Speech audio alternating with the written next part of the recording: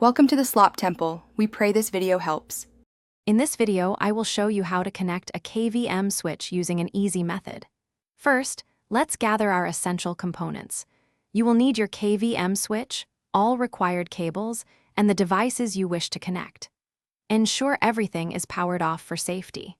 This simple process will allow you to control multiple computers with one set of peripherals, saving space and simplifying your workspace.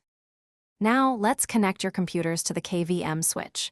For each computer, plug its video output into an available KVM input port. Next, use a USB A to B cable to connect the computer's USB port to a KVM USB input. Finally, if you are using audio, connect the computer's audio output to the KVM's audio input. Repeat these steps for every computer you wish to connect. With your computers connected, it is time to attach your shared peripherals. Plug your monitor's video cable into the KVM's console output port. Then, connect your keyboard and mouse to the KVM's dedicated USB console ports.